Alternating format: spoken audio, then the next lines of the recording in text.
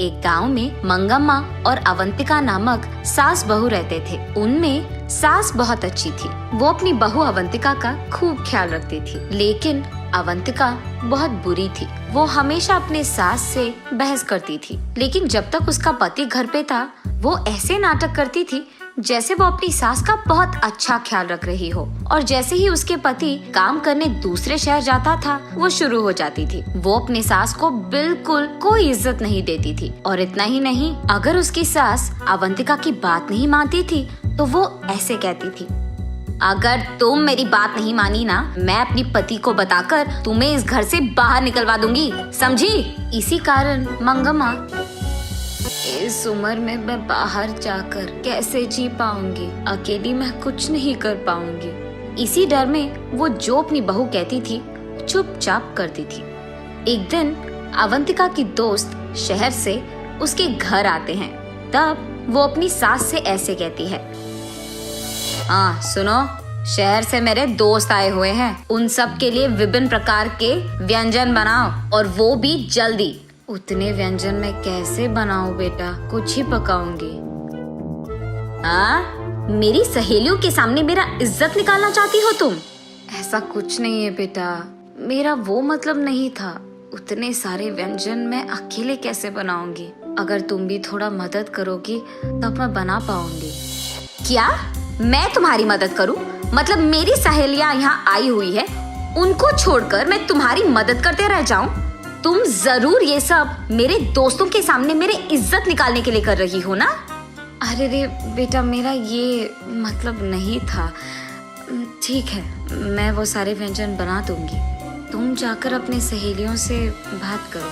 ये कहकर मंगम्मा वहाँ से जाकर रसोई घर में एक के बाद एक व्यंजन बनाने लगती है। और यहाँ अवंतिका उसके सहेलियों के सामने, देखा तुम लोगों ने, मैं मेरे सास को मेरे काबू में रखती हूँ। मेरी सास तो मेरे सामने अपना मुंह भी खोलती नहीं है, मैं जो बोलूँ वही सुनती है, एकदम कुत्ते की तरह।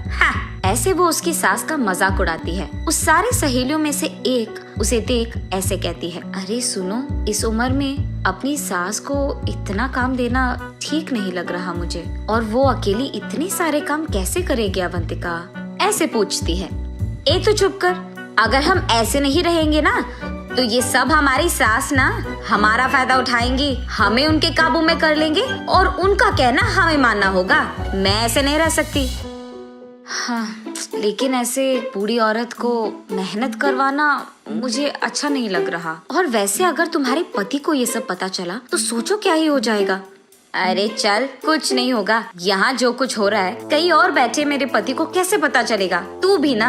अरे पर तुम्हारी सास तो बोल सकती है ना। हाँ, नहीं बोलेगी। क्यों नहीं बोलेगी? क्योंकि मैंने उसको धमकाया कि वो अगर एक भी बात उसके बेटे से बताएगी तो मैं उसके बेटे से खुद उसे बाहर निकलवा दूंगी। हाँ, और वैसे मेरे पति के सामने मेरा एक्टिंग ना ऐसे वैसे नहीं रहेगा, एकदम फाड़ कर रखी है मैंने। ओह, तो ऐसे तुम दोनों को उल्लू बना रही हो।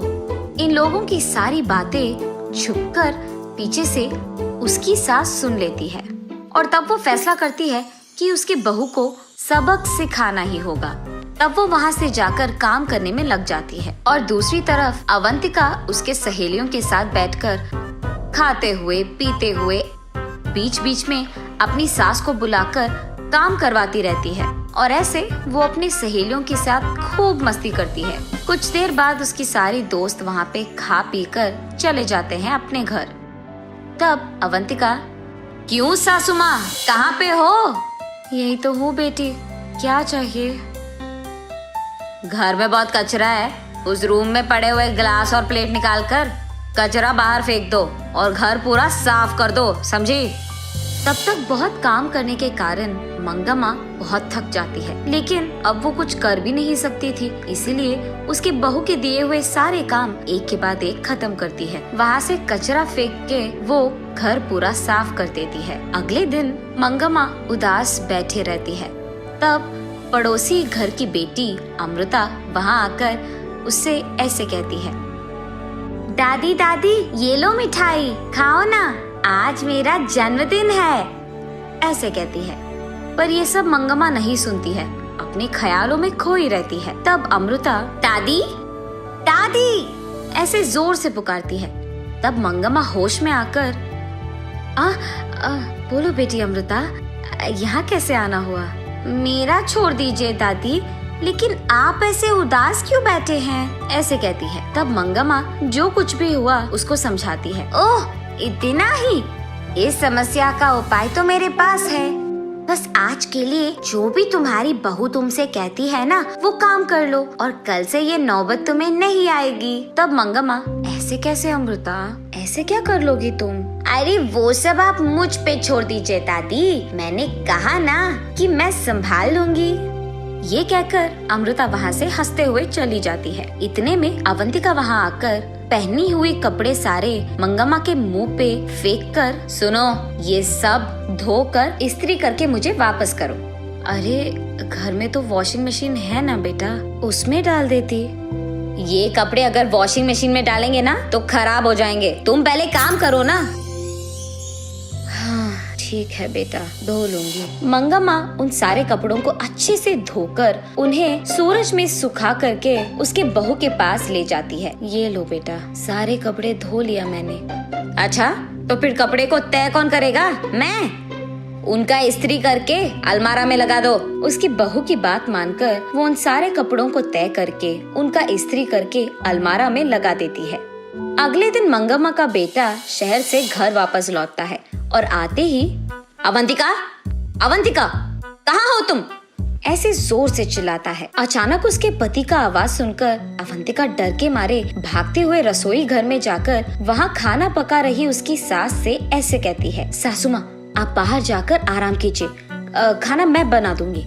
ऐसे वो मंगम्मा को बाहर भिजाकर हाथ में चम्मच लिए ऐसे नाटक करती है जैसे वो पूरा काम कर रही है। ऐसे ही वो बाहर आकर, क्या हुआ जी, आप एक भी बात बताए बिना घर आ गए?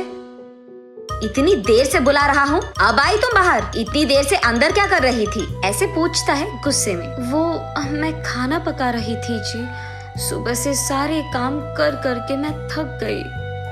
हाँ हाँ, मैंने देखा है कितना काम कर रही हो तुम। ये क्या ऐसे बात कर रहे हैं? ऐसे वो मन में सोचती है। तब अवंतिका का पति सीधा उसके माँ के पास जाकर, माँ, तुम्हारी बहू का इस व्यवहार के लिए मैं माफी मांग रहा हूँ। ये सुनकर मंगम्मा एकदम दंग रह जाती है और वो ऐसे ही अपने बेटे को देखती रहती है।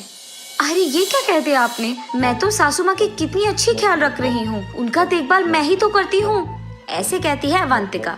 हाँ हाँ, ये भी देखा मैंने कि तुम माँ की कितनी अच्छी ख्याल रख रही हो। ये कहकर पॉकेट में से एक मोबाइल निकालकर उसमें एक वीडियो अवंतिका को दिखाता है। उस वीडियो में अवंतिका अपने सास से कपड़े धुलवाना, उनका इस्त्री करना, तय करना, ये सब दिखाई देता है।